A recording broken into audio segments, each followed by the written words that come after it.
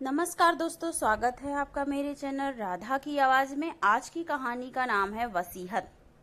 रात के 12:30 बजे जैसे ही दरवाजे के खुलने की आवाज आई, बुजुर्ग मीना देवी ने उसी ओर देखा। सामने उनका बेटा और बहू शिखा अंदर आते दिखाई दिए। उनकी चाल में थोड़ी लापरवाही और चेहरे पर हल्की थकान थी, मानो किसी पार्टी से लौटे हों। या ये क्या किया है तुम दोनों ने? हर रोज देर रात तक पार्टी से लौटना। मैं यहाँ सारा दिन घर के काम करती रहती हूँ और तुम्हारे पिताजी को सब्जी और दूध तक लाने जाना पड़ता है। मैं अब तक चुप रही कि चलो कभी कभार हो जाता है, लेकिन अब तो हद ही हो गई है।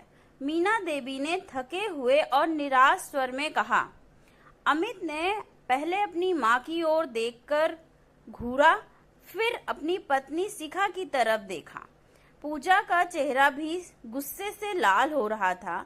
सुबह बात करेंगे माँ, अमित ने ठंडे स्वर में कहा और फिर पूजा को लेकर अपने कमरे में चला गया।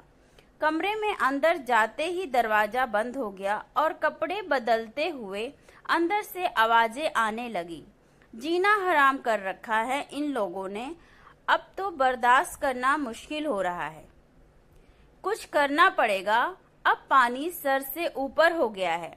रमेश बाबू, जो अपने कमरे के दरवाजे के पास खड़े थे, ने ये सब शब्द सुन लिए। उन्होंने गुस्से में अपनी पत्नी मीना की ओर देखा और धीरे से बड़बड़ाए, अब कहो बच्चे हैं। मीना देवी, जो अब तक चुप थी, बोल उठी। आप सही कहते थे रमेश जी, मैं ही अब बच्चों को बार बार माफ करती रही। मैंने सोचा था कि एक दिन समझेंगे, लेकिन अब नहीं। अब आप ही कुछ कीजिए। मुझसे अब ये सब सहन नहीं होता है। हर दिन उल्टे सीधे जवाब सुनने पड़ते हैं। आप तो डॉक्टर हैं, क्या इस बीमारी का इलाज आपके पास है? रमेश बाबू ने गहरी सांस लेते हुए कहा। इलाज तो था, लेकिन अब तक तुमने मेरे हाथ बांध रखे थे। खैर, अब और देर नहीं होगी, सुबह इसका इलाज कर दिया जाएगा। बस तुम मेरे फैसले में डटे रहना, अगर सम्मान के साथ अपनी आखिरी सांस लेना चाहती हो। मीना देवी ने रमेश बाबू की बातों पर सहमति में सिर हिलाया। रमेश बाबू कुर्सी पर बैठ गए और सुबह का इंतजार करने लगे। सुबह होते ही रमेश बाबू ने अमित और पूजा को अपने कमरे में बुलाया। जैसे ही दोनों पहुंचे, रमेश बाबू ने मीना से कहा, वो कोर्ट वाले पेपर ले आओ। कौन से पेपर माँ? अमित ने हैरानी से पूछा। वही शिखा ने तीखे लहजे में कहा, मुझे जिम जाने में देर हो रही है।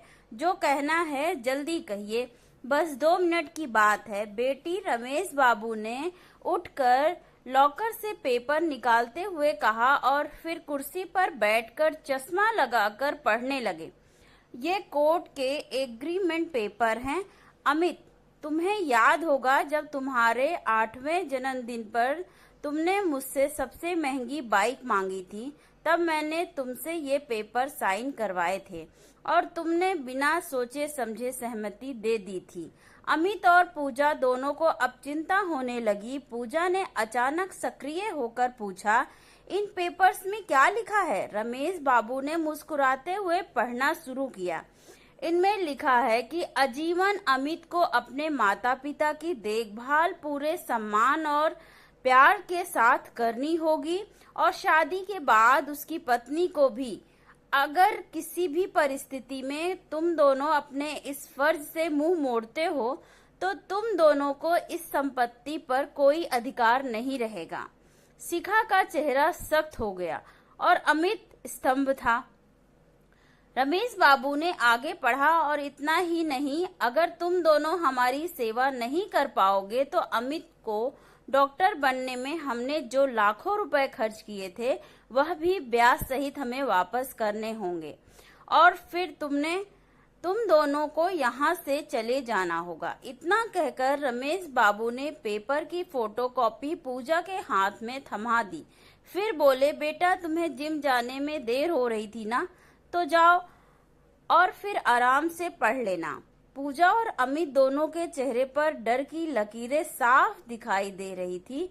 शिखा, जो अभी तक तीखे लहजे में बात कर रही थी, अब धीमे स्वर में बोली, पापा, माँ, हमसे गलती हो गई, कृपया हमें माफ कर दीजिए, हम आगे से ध्यान रखेंगे। रमेश बाबू गंभीर स्वर में बोले, जब बीमारी लाइलाज हो जाती है तो उसे काटना ही पड़ता है, लेकिन अगर तुम दोनों अब से जिम्मेदारी से काम करने का वादा करते हो तो मैं तुम्हें एक और मौका दे सकता हूँ। अमित और शिखा ने तुरंत हामी भरी। रमेश बाबू ने कहा, आज से रसोई घर पूजा की जिम्मेदारी और घर का बाहर का काम अमित के हिस्से। अगर तुम दोनों अपनी जिम्मेदारियां निभाओगे तो हम भी तुम्हारी मदद करेंगे, नहीं तो मेरी वसीयत में पहले से ही तय है कि हमारे बाद यह संपत्ति अनाथ आश्रम को दान कर दी जाएगी। नहीं पापा, हम अपनी जिम्मेदारियां निभाएंगे, अमित और शिखा दोनों ने एक साथ कहा। रमेश बाबू ने शांत स्वर में कहा, तो फिर जाओ, शुरू हो जाओ। शिखा तुरंत रसोई घर की ओर भागी और अमित दूध लाने के लिए थैला लेकर निकल गया। रमेश बाबू और मीना देवी एक दूसरे की ओर देख मुस्कुराए। आखिरकार उन्हें अपने परिवार की बीमारी का सही इलाज मिल ही गया। धन्यवाद दोस्तों, अपने माता पिता का ध्यान रखें। स्टोरी पसंद आई हो तो please like and subscribe. Thank you so much for watching.